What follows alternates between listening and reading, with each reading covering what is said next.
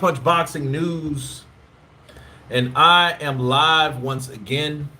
I appreciate the likes in advance, so that tells me some of you guys came in and hit that like button. I appreciate the ones that did. If you guys are still here, I will appreciate you up close and personal. Now,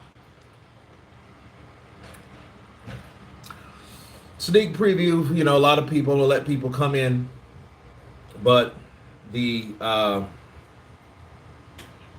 story is out about Roy Jones. Bryce Productions, Counterpunched to you, Peel to Bill, peace. Peace be unto you.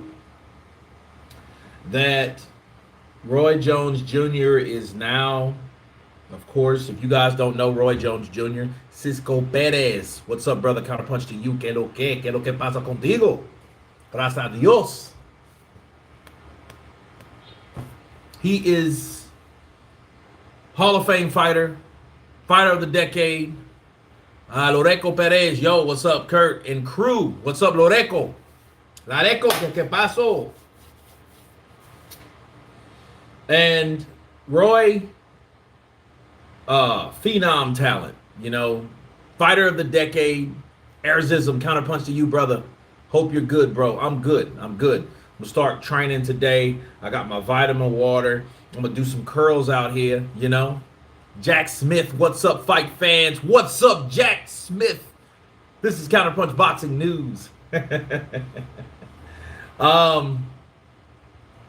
And lately, for a minute now, for a good minute, Roy Jones has been a trainer. And Roy Jones now, you know, has trained a few people. He was rumored to train Anthony Joshua. He is training Chris Eubank Jr., which, you know, he just took an upset loss. And that's a factor I'm going to bring into this discussion today. He has countless others, you know, but the fighter that he was training that's in question is Michael Williams Jr. Okay, Michael Williams Jr. is a young novice fighter, crossing from the novice into the contender level of his career. I think he's 21-1, right? And this is where the story begins. Didn't Chris Jr. actually get rocked by an elbow? Listen, Chris Eubank Jr. did get hit by an elbow. The referee missed it. But then, you know, Chris Eubank would have got hit. He was hurt anyway. He would have went down anyway. So then he got hit with an elbow on the second knockdown.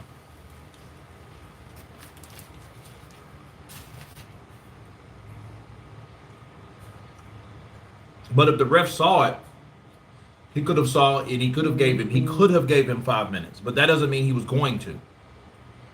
Because I think that ref, based on the condition that Chris was already in, I think a lot of these refs, they go on the curve. Like, hey, how seriously hurt is this fighter? You know?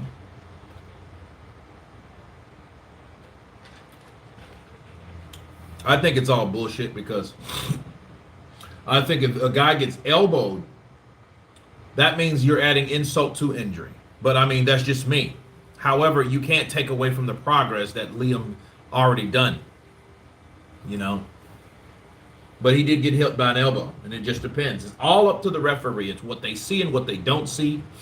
That's why boxing sucks in a way, because the camera is better than a referee could ever be. How do I mean? What do I mean? I mean, the camera should be second to the referee. If the referee misses something, that means the camera sees it from a different angle, right? So if he sees it from a different angle, that means it should be counted because it happened, okay? A lot of people need to understand something. Seeing is believing in a lot of people's eyes, right? So it goes like this. It goes like what you see, especially when the instant replay, they're able to close up, they're able to slow it down.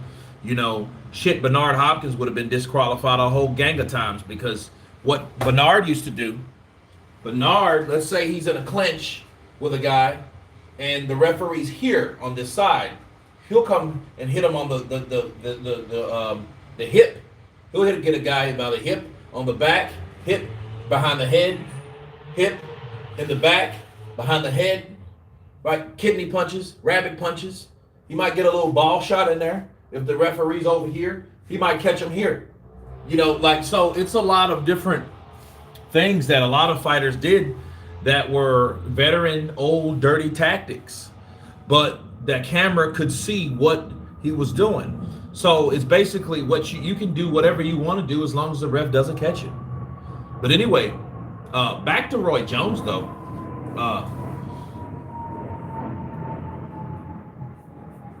Roy Jones was training this young fighter. Liam has got a reputation for foul play in the past, to be fair. Fred Muir, what's up, Kurt? Chat, what's up, brother? Counterpunched to you. He was already rocked. Yeah, Jack Smith, he was already rocked.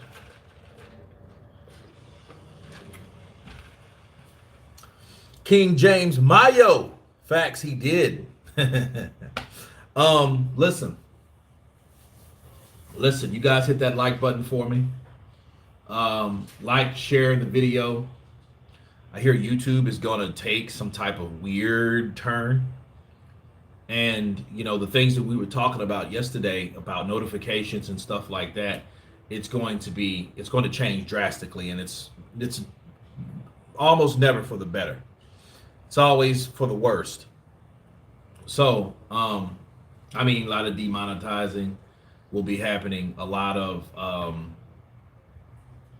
things will transpire that, you know, a lot of content creators such as myself won't necessarily enjoy. But anyhow, let's hit that like button, you know, donate, participate, appreciate, and all that right? But back to Roy, man. Roy Jones Jr. You know, we're gonna let's look at. I want you guys to listen to some stuff. I don't know if you guys. First off, I want you guys to get proactive with me, and what I mean by that is, I want you guys to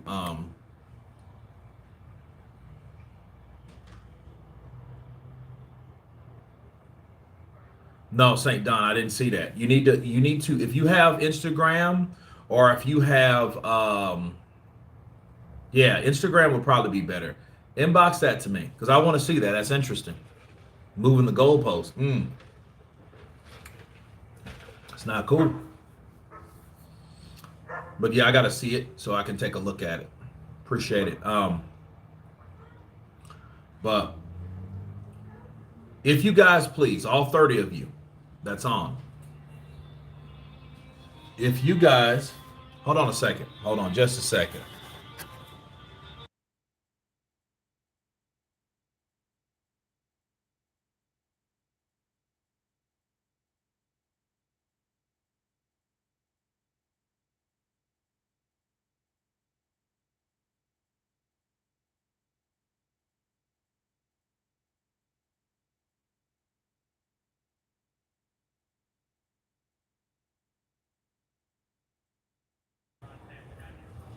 It's all good. Whenever I don't know. Whenever I seen the call, I called it back. Maybe an hour ago, something like that. It's all good. It's all good. I don't know. Maybe it's a ghost call. If you never heard of it, you have now. Somebody will use your number to call.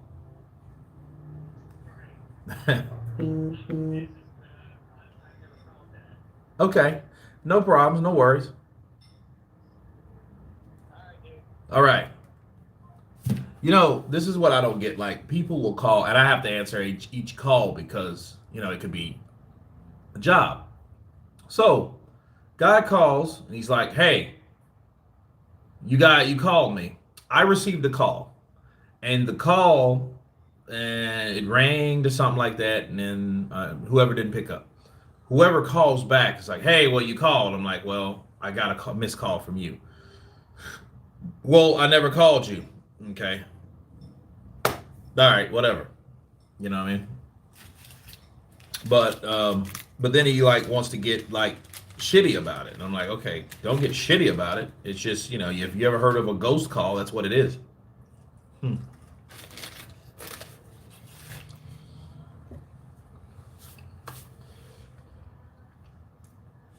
But the 32 of you guys are on. Hit the like button. St. Don, it's not what Roy Jones did. It's what people are accusing him of doing. We're having sabotage. We're hearing where he's trying to set up AB to stop AB from getting a payday. He's accused of putting fighters' health in jeopardy, mistreating fighters in his stable. You know what I mean? Acting funny, meaning not communicating like he should. Okay, these are all the things that's been said about Roy. In other words, trying to make his reputation look bad. And it's being fueled by the father of Michael Williams Jr., Michael Williams Sr. So Michael Williams Sr. is online going to numerous boxing channels, which will listen, that's saying Roy Jones did his son dirty. You know what I mean? Yeah, they're not cool. But everybody, 36 of you guys, can you tell me if you heard this already? Just by a Y or an N.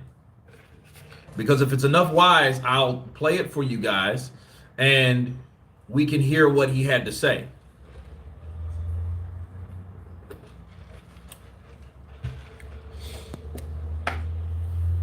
Okay, I'm waiting. Let's go ahead. I mean, for those who can, because I do understand some people watch watch it on television. Okay, have not. Peace, Kurt. God bless from London, Brixton. All right. Okay, let's say Isaac. Is it Oyetan?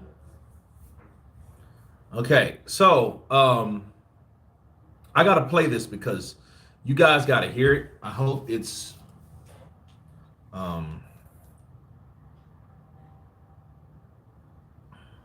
let's see.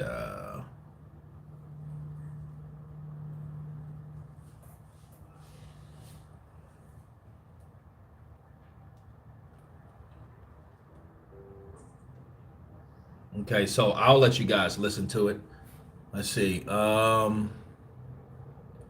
Play it, bro, from Scotland. Roy Jones is in the Roy Jones business. I wouldn't want him to training me. He still wants to fight himself. Tony Larone. Okay, that's interesting. Dion W coming in with that half a duh.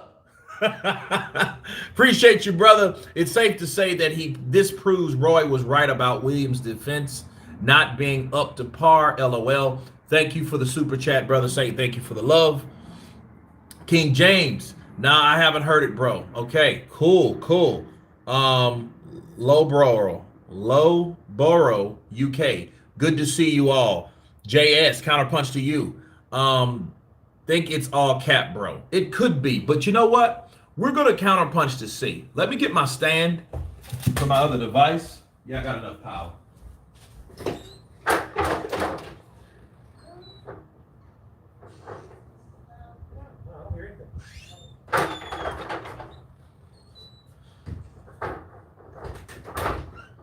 All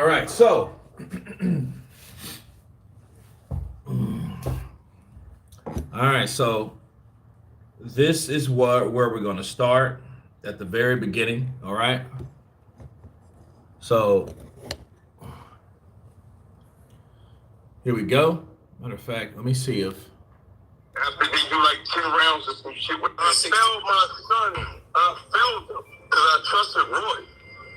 Monday, Roy got my son sparring, right? After they do like 10 rounds or some shit, whatever they were doing. Mike Jr. hits me up.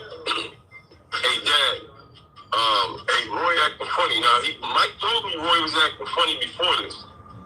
I shut my son out. I said, man, chill out.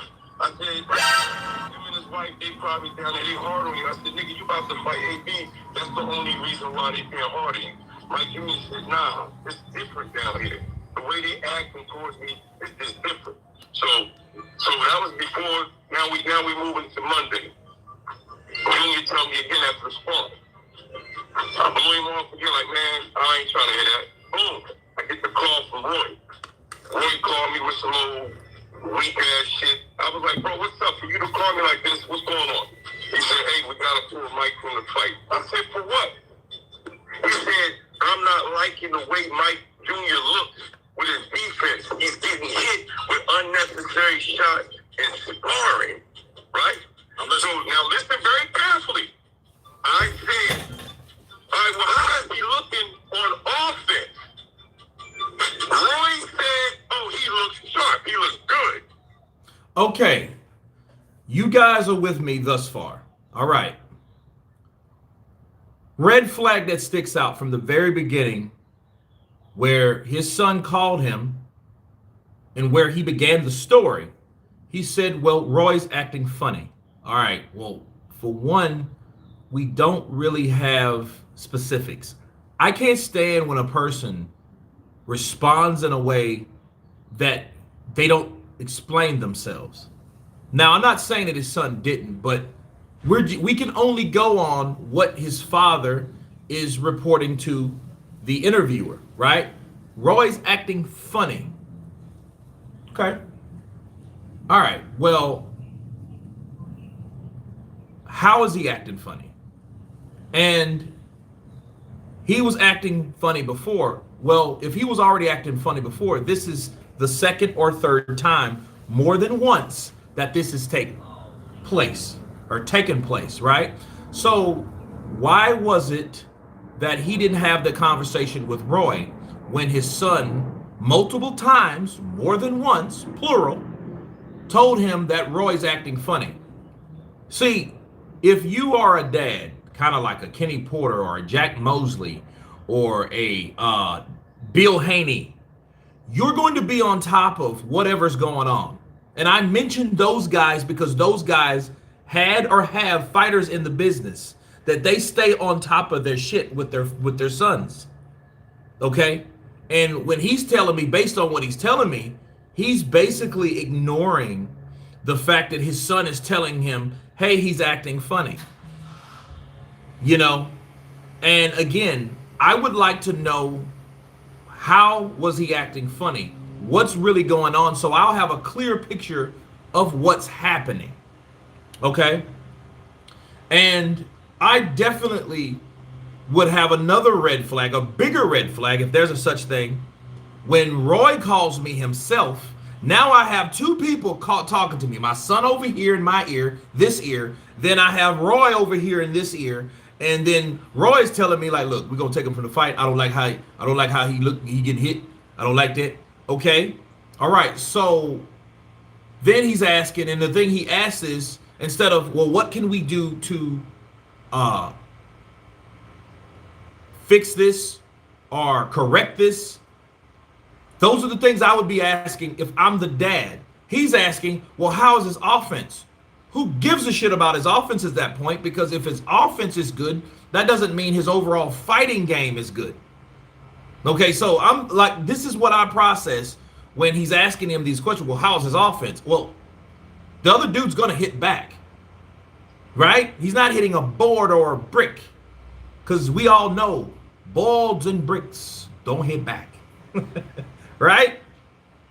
We know this. So the thing is, what worried Roy was he was getting hit with punches he didn't supposed to get hit with. So I don't think he's ready. Okay? And based on, if two guys are calling me about the same issue, that's telling me that these two guys are not communicating well. But anyway, let's move forward. Let's see. Let's continue. So I'm confused at this motherfucking point. What? I'm like, how the fuck is he sharp on offense and fucking, you want to pull him for his defense? So I said, hold on, man, let me talk to Mike. Let me see what's going on. I called Mike Jr. back. I tell Mike what Roy said. Mike said, Dad, I'm trying to tell you, he down here acting different. Mike said I did like 10 rounds. Out of the 10 rounds, I must have got hit with maybe 3 or 4 good shots. He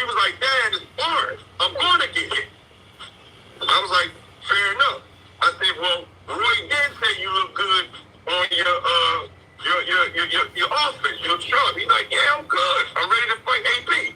So I said, let's go to sleep. Don't worry about that shit Roy talking about, right? Tuesday morning, afternoon. Okay, we're at Tuesday morning, afternoon. Afternoon, mind you. Again, this picks up right where I left off about communication. If you got this boy, his son, talking about Daniel Bakar, what's up, brother? Counterpunch to you. Telling them, well, hey, I haven't got hit like Roy's saying that I got hit. And then Roy's saying, I don't like the way he got hit. Okay? So I want to pull him. All right, well, at what point does both guys in the same location communicate with each other? Because at that point, when my father calls me and told me that, look, I'm a grown-ass man. This guy's 20. How old is this kid? 21, 22? Can you guys check for me before I find out? Let's see here. Let's see.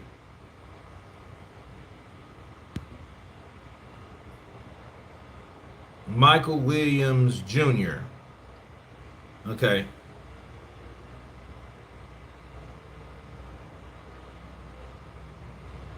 All right, checking box rec. This guy is he's 23 years old. Yo, he's 23 years old. At this point, when my father called me, and I'm 23 years old, right? When I was 23, bro, I had 3 jobs. I had a 3-year-old kid. You know what I mean? He's a young male. I get it. They need to sit down and communicate. Cisco Perez. Counterpunch. Listen, at this point, I'm coming to Roy. Why are you telling my dad that I'm getting hit?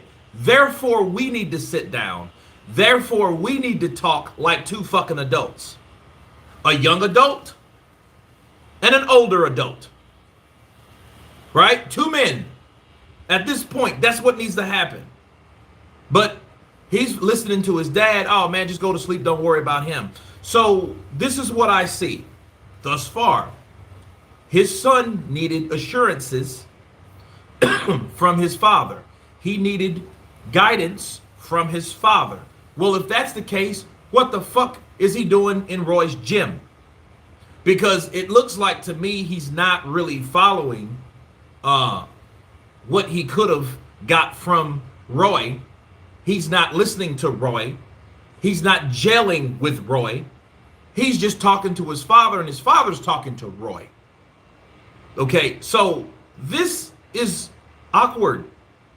Okay, and it's not cool at all. Okay, so that conversation should have taken place, especially when you hear your trainer tell, or you hear from your father that trainer saying that you're getting hit too much.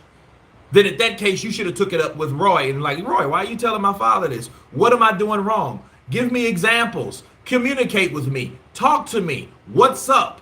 Are you acting funny? See, this is what I don't get about young adults. Some adults, young, don't like to look you in your eye. They kind of look off and look down, and then it's almost like some fucking primate shit. Like, okay, wait. You look at someone because you want to let them know that you are listening to them, not watching them in a threatening way. No, when you communicate with a person, you want them to know that, hey, I'm listening to you. You have my attention. You know, it's a sign of respect. It's not a sign of intimidation or anything like that. But when a person, you do see, look at a person in their eyes and they don't like looking at you, something's wrong there. And I'm getting this with, if he's replying to his father like, yo, I'm trying to tell you he's acting funny. Well, stop trying to tell me, motherfucker, and tell me what's up. Tell me specifically what happened and what's going on. Does that make sense? Let me check this, guys. His dad should have went to the gym to sort out this. Glasgow, B. Hoy TV. Absolutely. We're going to get to that. Roy Jones Jr. is my favorite fighter. know about his loss resume. He always was the best fighter. Dwight, one thing I will say is that we don't know how Roy Jones Jr. really is in real life, just going by on recording, I heard. Okay. Urban Paradise. Not every good athlete makes a good coach. Absolutely. I do agree on that too. Look, understand, all this is coming to my mind when I'm hearing this. You got a Hall of Fame fighter. What comes into mind too is Pernell Whitaker. Pernell Whitaker was a superb fighter, Hall of Fame fighter, special fighter. Was he the best coach? Hell no. He used to train Zab Judah. Zab Judah, another talented southpaw, like himself, right? Well, not like himself, but a talented southpaw. And it was basically like someone smart trying to give someone else intelligence. And it doesn't work that way. That does not, and you're absolutely right. Urban Paradise, it does not make you the best trainer or the best teacher. It doesn't. It just it's like some things you're gifted with, some things innate, some things you're blessed with, you have. And it's hard for you to give to someone else that doesn't have it. So I do understand. So all that, I did think about that too, right? So look at Jordan's with drafting for the Hornets. Urban Paradise, absolutely. Let's continue. Roy gets up, goes to Mike's room Tuesday, and tries to talk Mike out of fucking taking a fight. Roy's still on the bullshit. Mike Jr. tells Roy, he laughs at him like, Coach, nah, I'm fighting, Coach. I'm good. At that motherfucking point, Roy goes, all right, we about to go spar again in a couple of hours when you come to the gym. Okay. Let me stop there because this is very important. This is a pivotal moment. At that point, when Roy came to him, okay, and told him, I want you out of this fight, and that fighter, his son, told him, nah, man, I'm good, jokingly or whatever, laughing it off. I'm seeing selective communication again. And then not only selective communication between the fighter and the trainer, which is Williams Jr. and Roy Jones Jr., I'm also seeing selective communication between him and his father. Because at that point, when Roy came to you again and asked you or tried to persuade you to get out of this fight, why didn't you call your father then? Why didn't you call your father back then?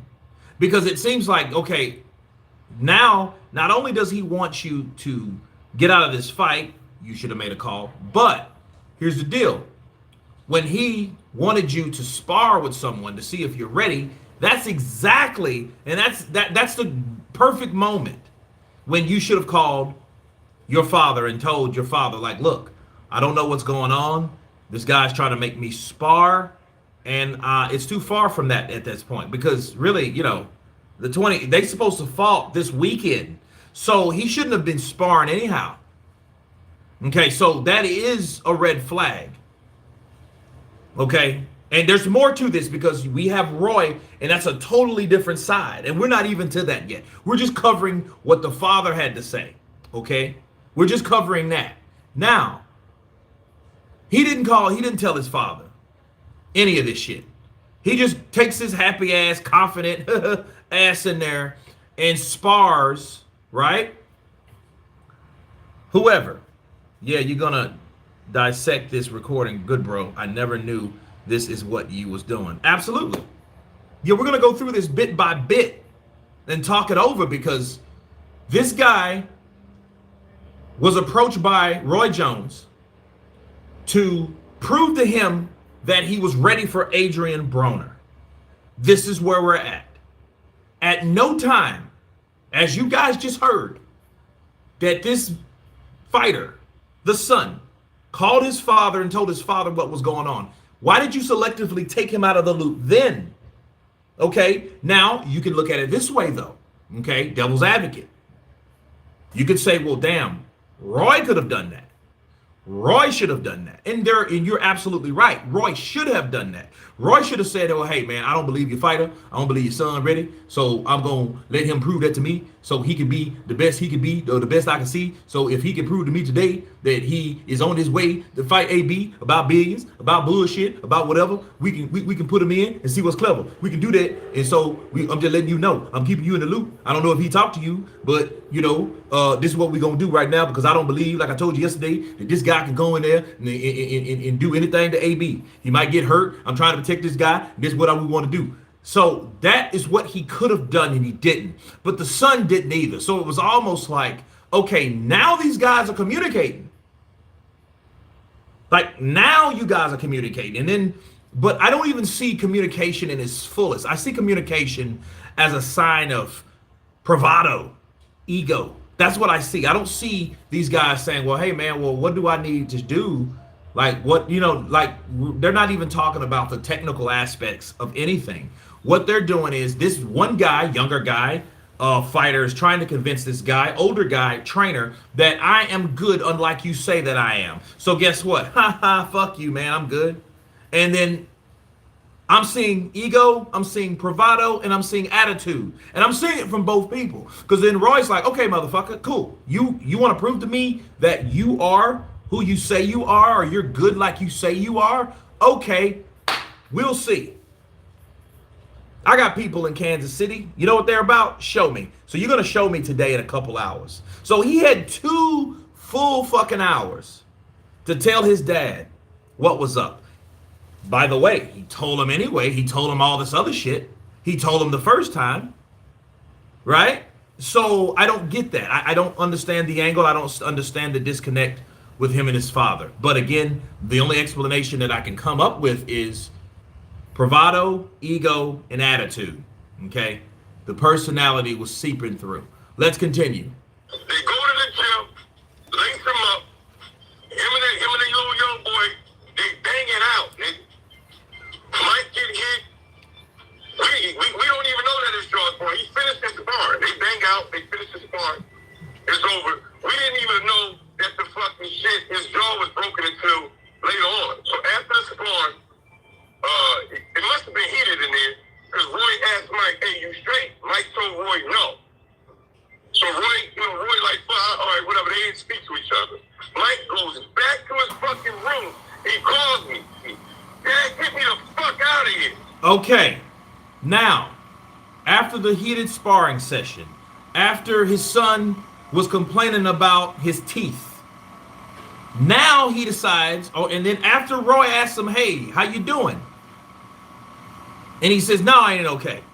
So now the disconnect continues. Now we see a recommunication or a reconnect with his father. Now he's telling his father, okay, well, you know what? Get me the fuck out of here. I don't feel right. My teeth hurt. I think I've cracked a tooth or two. Right? So now the communication has come through about what happened with Roy and the fighter and the sparring. That's what we have.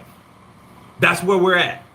So I'm like, okay, well, he said we didn't find out later until something else was wrong with him.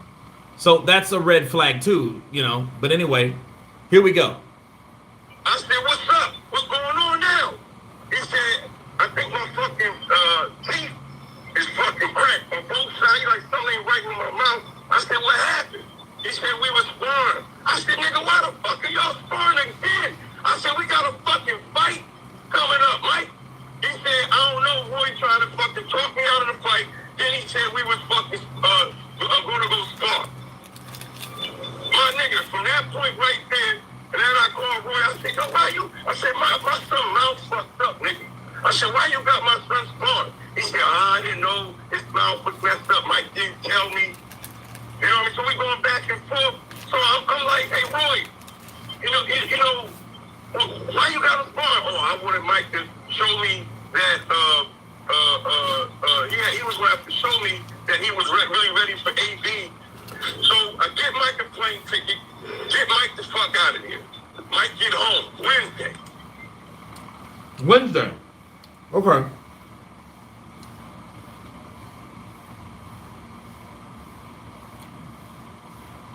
So he had to hear, or he had to hear from his son what took place. And Roy had to hear from the dad that he had an injury. Now you see where this is going. It's like, okay, look at the lack of communication. He didn't, and then here's the thing, the attitude, the bravado, the ego, and the attitude, right? All these things are just seeping through. Because at no point he felt too proud, bravado, attitude, personality. He didn't want to tell Roy that he was hurt. I could see that with my eyes closed. He didn't want to tell Roy, look, my teeth are fucked up. But he did tell him, no, I'm not okay. Okay, he told him that. No, I'm not okay. No, I'm not okay. So this is what it is. So Roy, and I know they were already into it. This is not, I'm going to tell you, this is the dramatization. Hey, you good? You good? What's up? Was you good? Yeah, no, I ain't good. All right, hey, whatever. Then he goes off and does whatever he's going to do. And then the kid says, you know what, fuck this. Let me talk to somebody I'm not mad at. Let me talk to somebody I really want to talk to. I don't want to talk to this guy right now because I'm pissed off. You know how people, they clam up or they just stop communicating when they're mad? That's that type of, that's the person I see him. That's the person I see him being. The person that he's not going to address who he's mad at. He's going to address someone else, which is not alpha at all. Actually, it's rather chicken shit, and it can make more problems on down the line, like it did in this issue. Because what happened? He told his dad, which he should have told Roy, and then if he would have told Roy, then Roy is at responsibility to do something about it. Okay, well, hey, let's go to the hospital, because if you're feeling like your teeth are cracked, that's a major issue, and therefore, like I said, you shouldn't be fighting. Right? But let's check it out first. But he didn't. He took that responsibility away from the guy that's supposed to be responsible for it. He didn't supposed to go back to his room and call his daddy for every fucking thing. He didn't even call him to get in the ring, but now you're calling him when you got out of the ring. That's just like when someone goes out, like a child or a kid, they go out and they fuck up. They don't tell you, let me go out and let me sneak out the window and do this. They call you when they're in trouble. This is what I see, people. Okay? He took full responsibility for getting his ass in the ring. He acted like a 23-year-old, made his own decision, told Roy Jones Jr., I'll fight whoever the hell or spar whoever the hell you put in front of me because I'm not stopping this fight. I'm not doing that. And you're not going to make me do that. In fact, I'm going to show you. But what happened, he got injured trying to show Roy that he's worthy of fighting Adrian Broner. That's what happened. And then when shit didn't go his way, he went back to his room. Then he called his dad. And see, if I'm a dad that's parentally responsible, I'm going to ask, why the fuck didn't you tell me you were going to get in the ring? What did the dad do? The dad left it to Roy, and it's Roy's fault. And it kind of is. Because obviously this guy, the son, is not responsible enough to really say or to narrate what the fuck is going on. Okay, he's not responsible enough to really, hey man, he's not, he's not on that level like that. You know what I mean? He's not. And I think Roy knew that he wouldn't. That's why Roy said, hey man, I think we need to take him out of the fight in the fucking first place. But see, here's the twist. Roy told him, the son. Then he called the dad, and then he got the reaction from the dad. Okay? And his dad, oh man, don't worry about it. And then he called his son back saying, I don't worry about what the fuck Roy mean. So maybe that's why Roy didn't say anything or call him back. Right? Because he already knew how his dad was going to react. Bars. If that makes sense. Do you guys following me? So when he did say, hey man, you're going to have to prove to me this, that, and the other. Well, now it's up to the son to do what he needed to do if he felt like he was in danger. But he didn't feel like he was in danger. This was bravado, ego, attitude. That's what that was. That's what he was showing. That's what he was projecting. Fuck you. I can fight any of you guys in this gym. I'm getting this money. I'm fighting AB about billions, about business. That's what he told Roy Jones. And Roy Jones, okay, all right, you gonna show me? You gonna show me? I'm gonna give you 2 hours. That's what he did, and that's what happened. Okay, now remind you, this is this side. Let's continue. I'm looking at him, his shit's all fucked up. At this point, I'm like, well, we thinking this is teeth. I was like, you straight? He's like, yeah. He's like, it's just sore. I was like, man, you gonna be all right. I said, let's give it a few days. You know what I mean? Because I want my son to compete. He want to still fight AB, and nigga, no bullshit. Niggas want that money, nigga. So, Wednesday night, he's just like, man, this shit hurts. So I said, man, you all right, fuck it, you go to the dentist. He goes to the dentist Thursday. The dentist says, man, your son don't got no motherfucking crack. His fucking jaw is fractured. Bro, that's what I fucking called Roy and got on Roy. I'm like, Roy, you know Mike's jaw is fucking fractured, bro? You know what I mean? So I told him straight, I'm like, bro, we done with you. I was like, I said, we're going to try to see if we can get away with this shit and still fight. Whoa! Wait. Urban Paradise. I hear you, man. I hear you. But did you just hear that? Why on God's green earth why would you find out that, oh, well, your son's teeth was cracked? That ain't really too big of a deal compared to for a fractured jaw. A fractured jaw is very serious. Okay?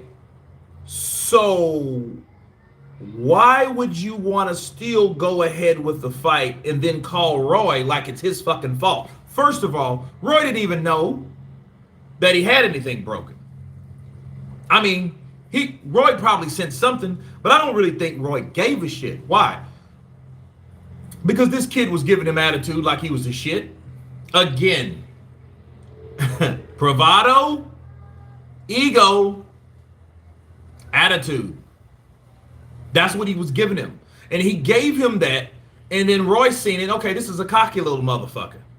The dad is looking for money. He's putting money before his boy. Come on, bro. Absolutely. What? Okay, so why in the hell would you find out? Okay, yeah, you bitch out Roy like it's Roy's fault, but then yet, I don't give a shit whose fault it is. Why are you still trying to make him fight? We got to make this money. That's all you give a shit about. And mind you, okay, I'm looking at a person that's either broke or cheap or greedy or all of those fucking things. Because you can be all. You can be cheap, you can be broke, and you can be greedy all at the same fucking time. And they're all pretty much intertwined. Okay? And I see this guy spending that unnecessary money on the airplane ticket. Okay? He's thinking about that if he's cheap. He's thinking, man, I'm buying some shit. I put that airplane ticket shit. That shit took me back shit, $600, $700 shit. You know, hearing how he talks. Shit, I gotta get my money shit. You gotta fight shit. And here's another question. Why didn't you take your son to the fucking dentist when you got home, jackass? So obviously you didn't care about his health. Obviously you didn't if you still wanted him to fight. And then you blame Roy for it? Like, no, bro. Blame your fucking self. We will still see if we can get rid of this fight. You know what have happened at AB, and this is the bad thing. Do you guys see how hard AB has been training? This motherfucker ain't been drinking. He probably ain't getting no pussy because his girl left him. You know what I mean? He's probably shut out so many different things. His balls are probably this big around, okay? And he's probably going in there to dismantle this kid. And now this kid has a broken fucking jaw. He probably would have refractured and his ass would have been refried, fucking cooked. AB would have went in there and looked like 2012 AB, 2010 AB. I'm like, dude, you probably hadn't even seen that version of AB in a long time, and he fuck around and probably murders this kid because the fucking dad's greedy, broke, right? And what's the other one? Greedy, broke, and yeah, one of those. So listen. So you put money above your kids' welfare. I haven't seen good AB in like 5 years. I haven't seen good AB in like fucking 10 years. What do you mean? This is 2023. Do you guys know Adrian Broner got his ass whooped in 2013? You guys know that, right? Yeah. Yeah. It's been a long time. But this AB that I see could have, man, Roy, and the only thing I seen Roy did was wrong. Roy, I think, let his anger get him drug into something to make a bad decision. You know, and I know where he got that from. Okay, I know where he got that from. He got that from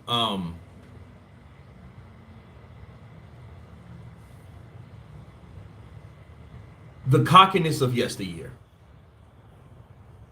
You know, you see somebody that's definitely cocky, arrogant, thinks he's the shit, you know, and see, obviously, during this training camp, this had to be a shitty training camp between those two. It had to be a very rocky, awkward type, and to the point I think they just stopped talking. And I think the less they stopped talking, the more that son start calling his daddy. But he's, like he said, he's been calling his daddy. But then how about this? This is what I said earlier, because I made a video earlier. It just came out so fucking extra shitty that I just didn't even want to release it.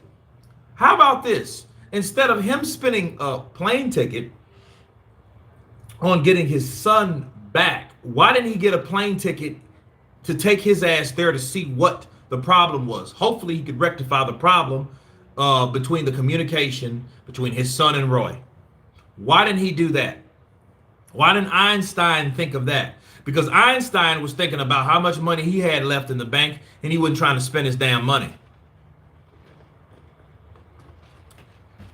And we can't say the safety was paramount for him, because he still wanted him to fight, knowing what was wrong with him.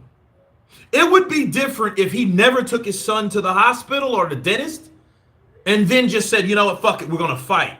You're all right, it's kind of sore, it's all right, you got hit hard, don't worry about it. And then found out later on that he had a fractured jaw. But at that point, if AB would have came and knocked him out, AB would have got credit for that cracked or fractured jaw.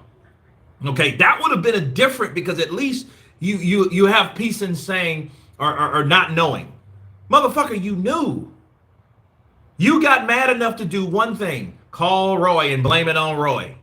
But at the same time, you didn't do the right thing. See, I don't even see how I think maybe the pain and maybe ultimately the son, because, you know, they were hiding it, right? So maybe the son was like, Dad, I can't fight.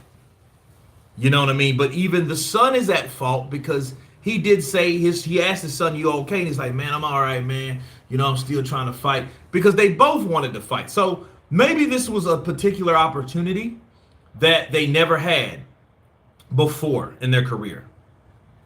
But then if he would have went on through that fight, it would have been 100% their last. You know what I mean? Because that kid could have been, man, a fracture like that. No. AB got something to prove. He's getting money now. He ain't getting allowances from Adrian, from Al Heyman. He's getting M's. Adrian Broner getting what, $2 or $3 million for that fight? He would have murked that boy. He would have put that boy in the hospital. Something stupid would have happened. It would hit him in the fucking, you know, the fucking chin, and the chip would have went in his brain, or it's bad. Dion W coming in with a half a duh. States shows you his dad didn't care. Roy was right or not about his critiques. He just want the payday. Roy was just being an honest trainer. Roy trying to get the W. LOL. He don't want a losing record as a trainer. And see, look, appreciate the love, Dion W. You guys be like Dion W. Donate, appreciate, no hate. Listen, I thought that to myself. I'm thinking, okay, Roy Jones just had an unexpected loss from a respected British fighter, Chris Eubank Jr., a guy that was supposed to win. This is an upset. So what he doesn't want is, he doesn't want someone that may not even be up to par with Adrian Broner to get beat, especially when he sees something that he doesn't like. So, yeah, Dion W., I'm with you. Because I thought of that too. Well, wait a minute. Roy just took an L. You know what I mean? You're a trainer that's known to be getting losses. You're not going to have anybody that wants to come your way. You know he just lost that Anthony Joshua payday to Derek James. You know he wanted that shit. You know, so, you know, he's not going to put his name on the line, especially with somebody big as AB. AB's supposed to be fighting guys that's supposed to take AB out of the game, not the other way around. So if I'm in the position that Roy's in, I would have done the same thing. You're a young dude. I've seen every fighter that's been on his record. I don't know any of them motherfuckers. I don't know a one that I noticed. So that tells me you haven't fought a Linares or, you know, even a Colazo, or you haven't fought anybody like that. Okay, you haven't fought anyone even on any of those pedigrees. You just get a shot with AB and you lose your fucking mind, you and your daddy, because you're thinking about money and you should be thinking about your health. You know, they might have gave this guy, let's say it was $300,000. $300,000 was probably enough to pay off their house. $300,000 was probably the biggest or the most money they've ever had in their household. And I'm convinced of that because of the way they're acting. Because if they would have been offered that type of money, they wouldn't have been worried about that type of money, losing that type of money. Okay, so all out honesty, I think these guys were just consumed by greed. You know, dad was cheap, broke, and greedy. Son was ambitious, broke, cheap, and greedy too. So that's what it was, people. Okay, now I'm going to let you guys listen to something else. Okay, this is Roy and his saying on things. Okay, so let me start from the beginning on Roy so we can clear this up. All right, now here's Roy's side. We're going to break it all down because we don't need any one-sided bullshit over here. You know, I heard a little bit of this before, so I may have to get my speaker just to, you know, make it sound a bit better because it was kind of choppy. But here's Roy's side, and this is what Roy had to say about the fighter and his father. Okay, so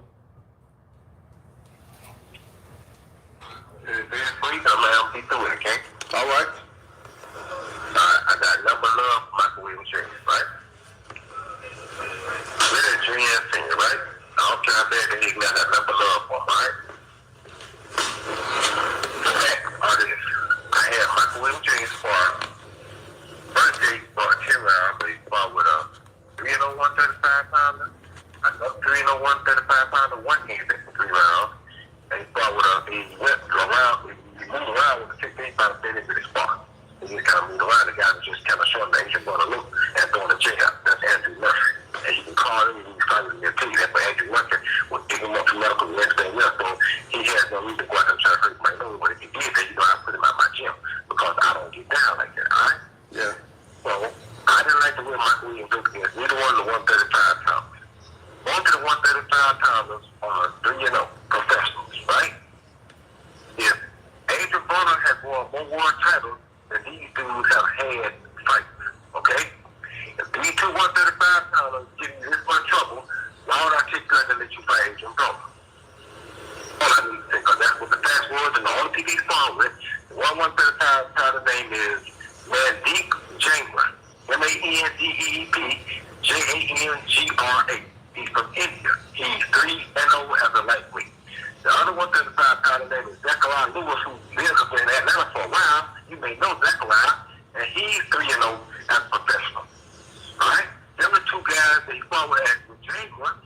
only went one-handed for 3 rounds. He would come in one round, hit him with one hand because Django had a hurt right hand, and in the next round, hit the neck and going up. The other two the day that he got hurt, he went 3 full rounds with that and 3 one-handed rounds with Django. So, how does that hurt him? Did Pepion get out to fall with him at 54? I said no. Ryan Miller was there and could have fallen. He fighted 54. He fighted for at 47. That's the thing that he started this, right? No, I didn't do that. I didn't let it fall with Pepion. I didn't let it fall with Ryan Miller. And the bond wanted to not say that as well. I didn't do that either. Why? Because I was trying to protect Michael Williams Jr. to have him cool so he don't get hurt before he go into the fight. I had only all out with 135 pounder. I had one-handed with another 135 pounder. I had to go right, move around with Andrew with a 58 pounder, but Andrew knows not to even touch Michael Williams hard from kicking my back here. So that's the real story, okay? Ready? Okay, so I don't know if you guys heard all that. Can you give me a Y or an N to let me know if you guys heard all of that? Reminds me of listening to a CB Reddit. Yeah, it does, don't it, St. Don? Hey, everyone, what's Roy accused of? He's accused of sabotaging AB, which is bullshit at this point. Putting a young fighter at jeopardy of just really doing some foul things, being a trainer. Really? That was rough. Yeah, it was rough. No. Okay. Hold on a second. Because I figured this would happen because I was trying to listen to it and it didn't sound right.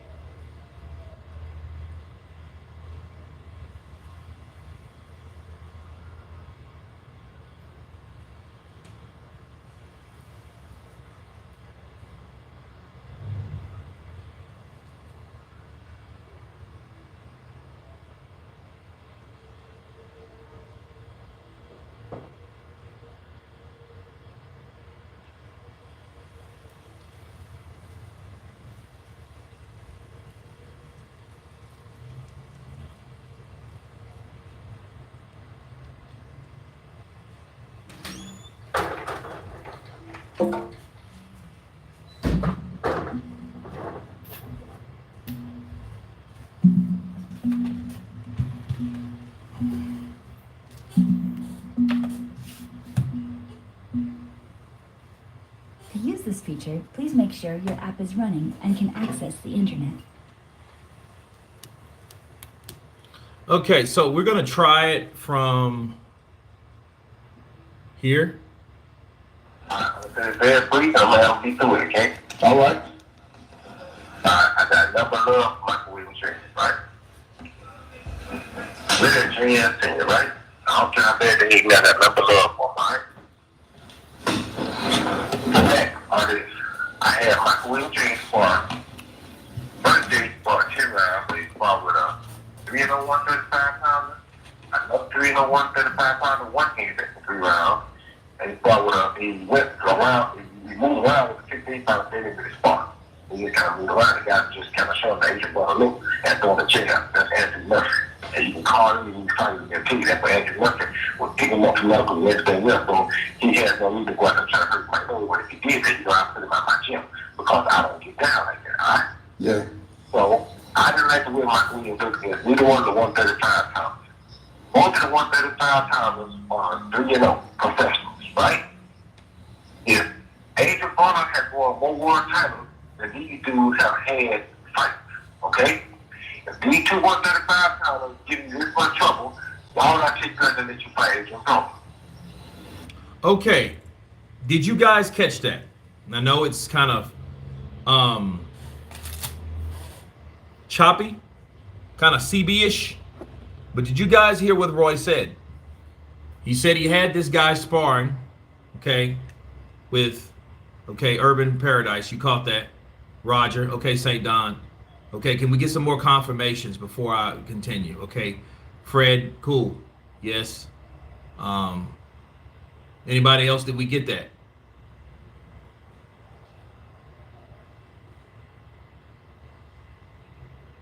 Okay, all right. Glasgow, Philip, okay.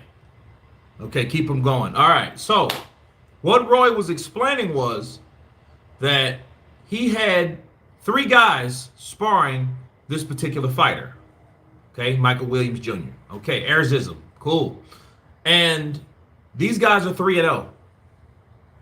Both guys. And another guy, Murphy, I don't know what his name is. His record is, name is. But he sparred him, I think, with one hand. All right, so those guys were giving him problems. And that was his explanation. He was like, well, if these guys are only having 3 fights, even though they won all 3 fights, that's their experience cap, 3 fights. They've only known 3 fights. They've only known 3 fights. And then they known to sparring this guy. So between their 3 fights, they were able to give this guy that has 21 professional fights, and he's lost 1, okay, problems.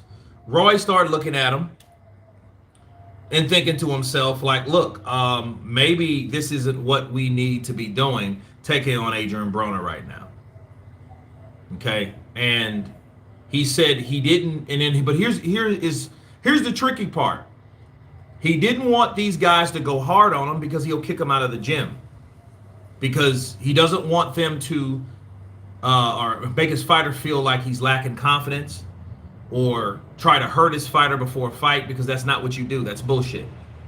You know, that's why, though, you shouldn't have sparring sessions 2 weeks before a fight. Now, that's another thing we gotta, you gotta keep it a buck. So if Roy was just trying to show this guy out to show that he wasn't ready, he was going about it the wrong way.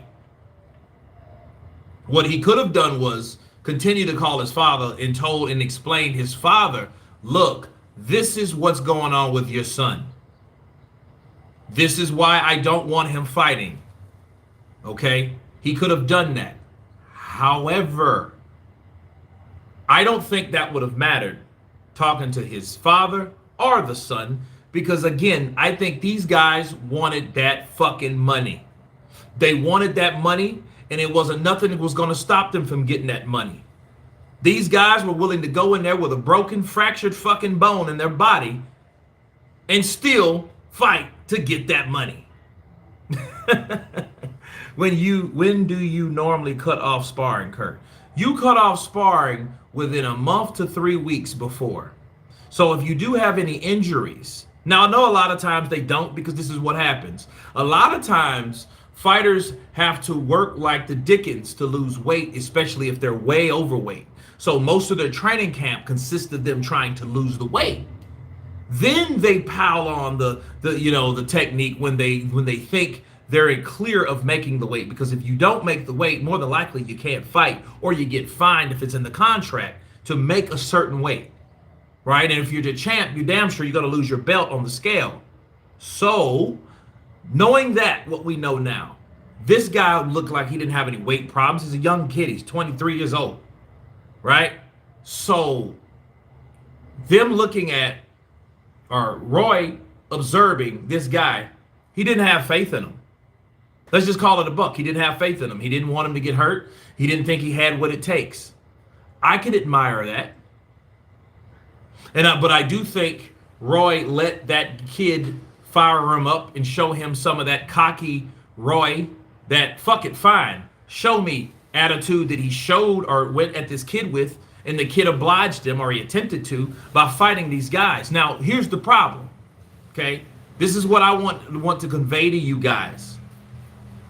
Why would, or how did he end up getting bust up the way he did if they were going lightly on him? See, this is where I do have a problem, because I question, what did Roy, in them 2 hours, 2 fucking hours of time, what did Roy tell those fighters? Did he really tell them go easy on this kid? And he was trying to show him that he wasn't ready? Did you really think Roy did that shit? Do you really think Roy came to those guys and told them, hey, I want y'all to take it easy on him. I want y'all to take it easy on this kid. He about ready to fight, but, so don't hurt him. I don't believe that shit at all. I think what happened, when that guy started chuckling, I got this, man, fuck off, man, Well, fine, you gonna show me in 2 hours that you ready. This is what I think that happened with Roy. Roy did this. Roy came to those guys. He said it was one. Now, the father said it was one guy. So more than likely it was one guy. So he came to one of those guys, one of those 3-0 guys, okay? Or it must have been that Murphy cat. He might have came to him and told him, like, look, you gonna spar this guy? I want you to go hard as fuck on him. Because he think he know everything. He don't know everything. And you're gonna have to teach him what you know. And I know you know, because I taught you what you know. So I want you to let him know what you know, because I taught you and told you so. So you need to do that, and I need you to fight this dude hard. I need you to whoop him. I need you to pull his card. I need you to do everything you need to do. I want you to open up on him, because he think he know everything. So we're gonna show him that he don't know everything. And then I'm gonna call his daddy and let him know that he ain't ready. Okay, you gonna do that for me? Yeah, I got you, coach. That's what happened. That's what I believe happened. You know what I'm saying? That's what I believe happened, because look. It's like this. It's like this. I don't see a guy wanting to know what a guy has and someone going soft on him. I don't see that shit. I think Roy let that kid get the best of him and threw his ass in the ring on a guy turned all the way up. I think that's what happened. I think that's what it was about. I think Roy wanted to show this kid that you weren't fucking ready. But guess what?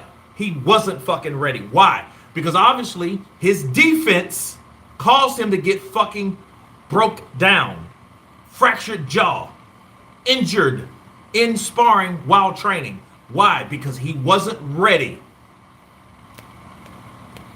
Counterpunch. He wasn't ready. It was a shitty way Roy did it. It was shitty what he did, sure.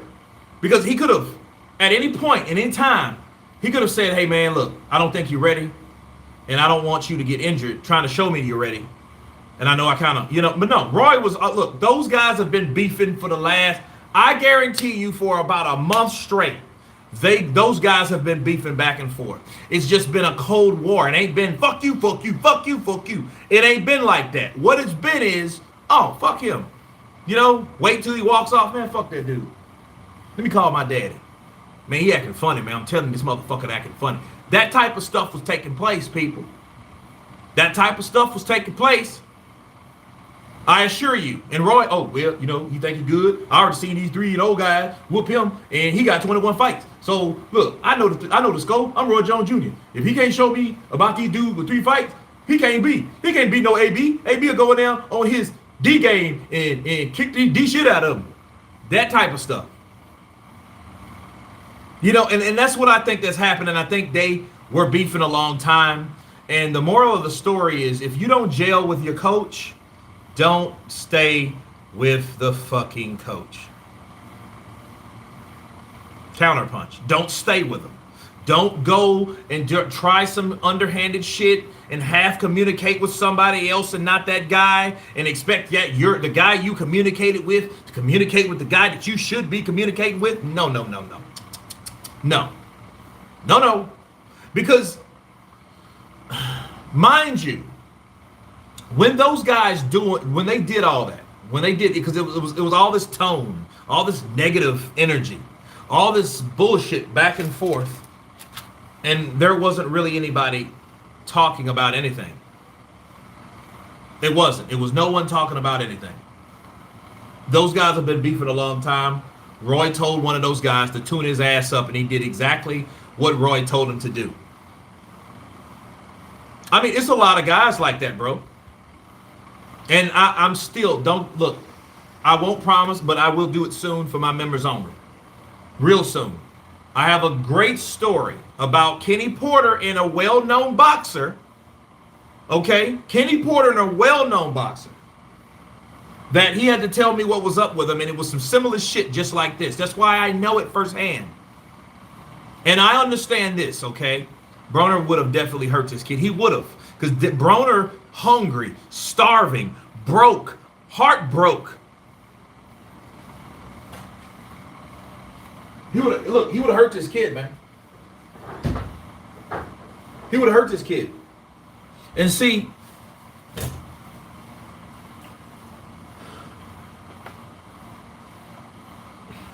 the good thing about, I don't blame Roy as much.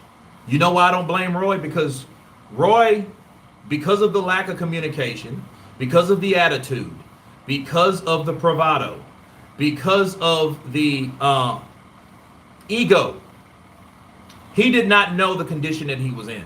He didn't know.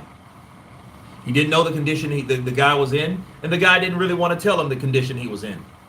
Because he wasn't really talking to him. So that's where I have peace of knowing that, well, hey, you can't blame Roy for that. But none of that mattered anyway if his father knew. His father was the first person to know. His father was the first person that was told, something's wrong with my teeth, I think they're cracked. He was the first fucking person to know. And what did he do with that information? Sit on it, wait, we gonna get this money, nigga. That's what he said. That's what he told him. We gonna get this money. Fucking idiot. That's your reply? I'm gonna tell my son, fuck that, we gonna get this money. I bought you a damn plane ticket back. You gonna pay me for this plane ticket, bitch. I paid for all this stuff. I'm broke. I'm broke.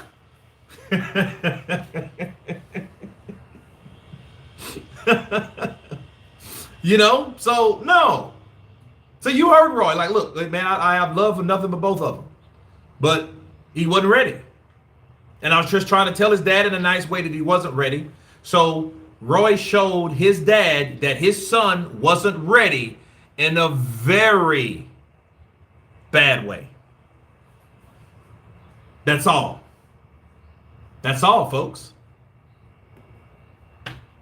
That in a nutshell. Yeah, I mean, he's eating with his dad every night.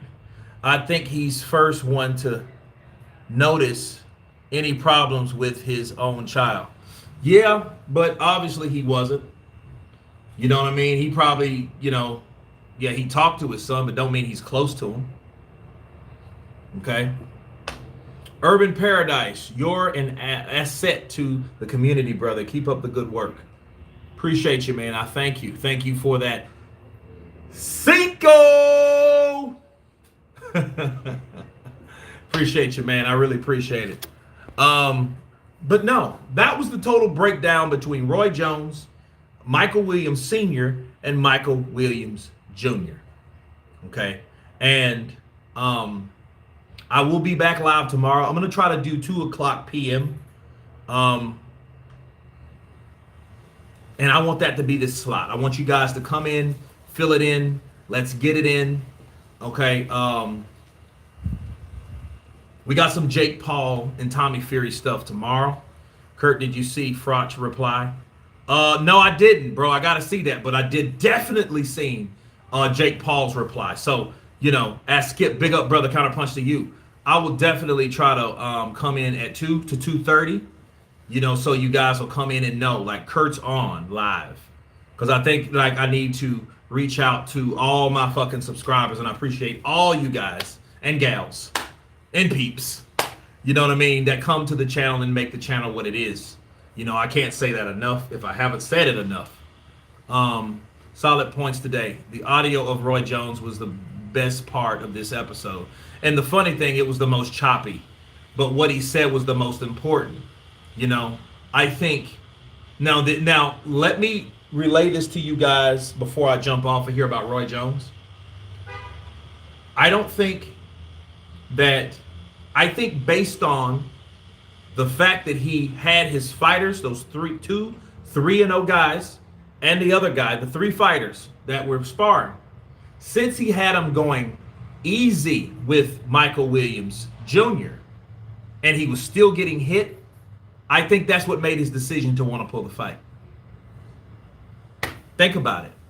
If those guys are going easy, if they're just, you know,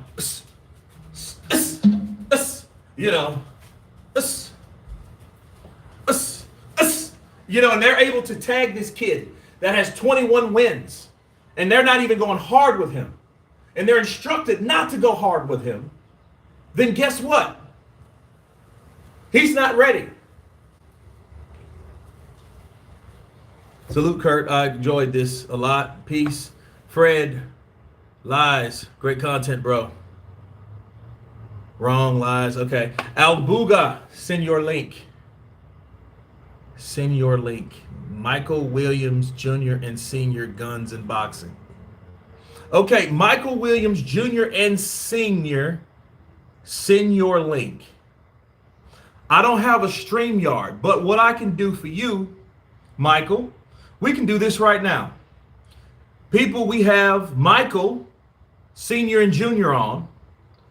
I just played what you guys, or what you rather, Junior or Senior, had on your podcast. It was a Spit Bucket podcast, IOTBA, one of my good friends of mine.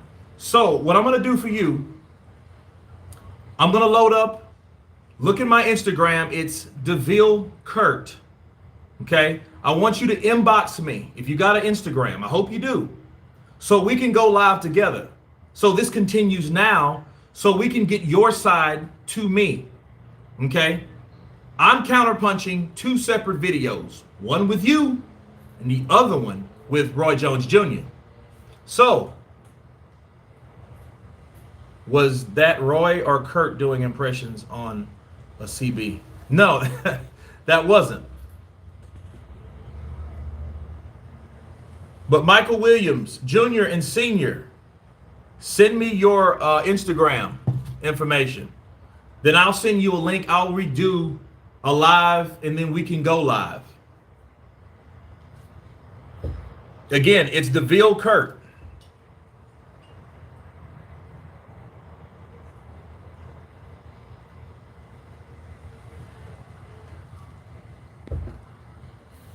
Enough sense talking.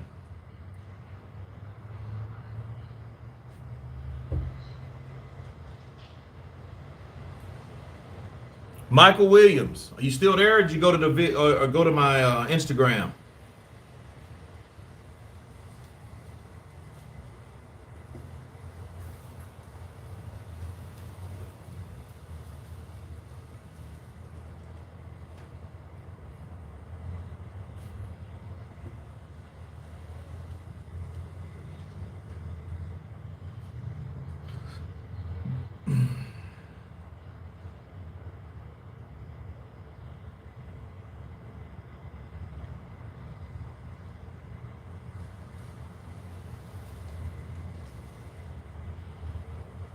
Okay, we don't have any message. Well, hold on a second. Hold on.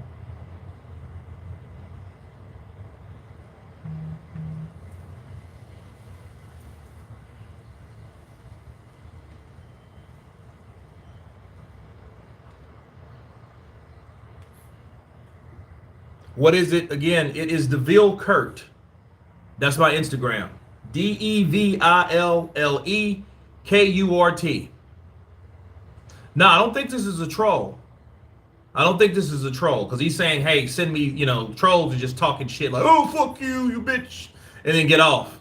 You know what I mean? No, I think this is legitimately Michael Williams, and we need to hear your voice, and we need to hear exactly what happened from the beginning of sparring to now. So that's what we need to hear, because it's important to know all sides of the equation. Just check the channel real quick. Looks legit. Okay. All right. Well, guys, this will continue if we get the. In fact, let me do this.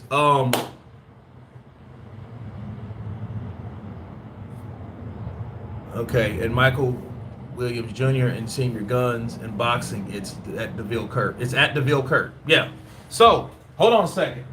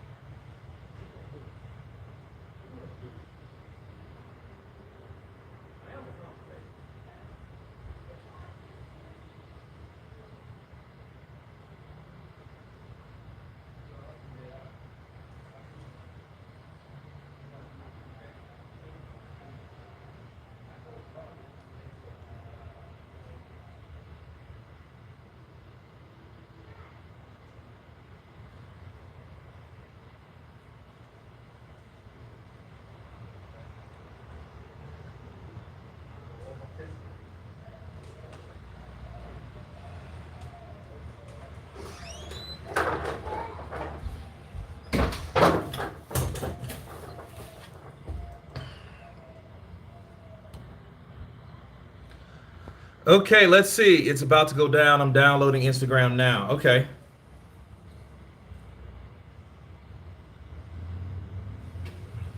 Okay, well, I don't see anything. Hold on, let me see. Okay, Mike Storm 585.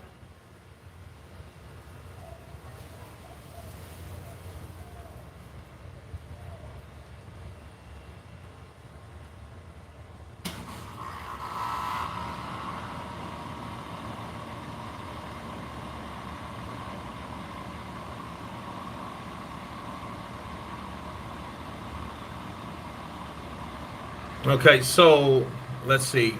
Okay, guns and boxing.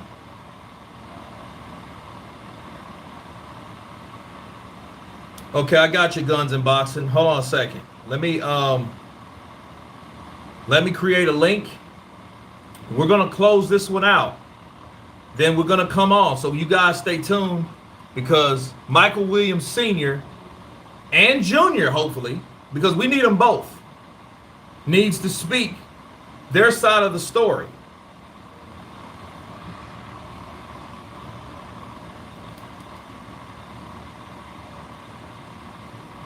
So we're going to close this off. We're going to open another live. So you guys stay tuned. And I will see you in about 5 bars. Stay tuned, guys, for some upcoming exclusive live spontaneous interviewing.